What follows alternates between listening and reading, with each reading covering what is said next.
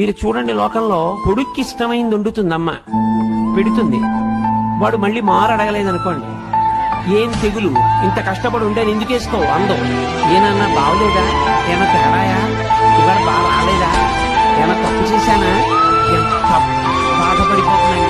రెండో మాట వాడు వేసే తినలేదు, నువ్వు తినలేదే ఏం తినొచ్చావా ఏమన్నా అని ముందు అందవు. ఎరా రెండో మాట వేసుకోలేదు, బాగులేదా ఇవాళ అంటూ. అది అమ్మ. అందుకే అమ్మ సౌందర్య లహరి.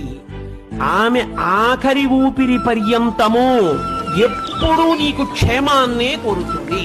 తల్లికి తండ్రికి ఉన్న చిన్న తేడా కారణం చేత తల్లికి పెద్ద స్థానం ఇచ్చారు. తండ్రి సమానుడు, నేను తక్కువ కాదని కానీ, తండ్రి పనికి మాలిన వాడని కానీ, తల్లితో సమానుడు కాదని కానీ నేను ఎక్కడా మాట్లాడటం లేదని మీరు గుర్తుపెట్టుకోవాల్సి ఉంటుంది.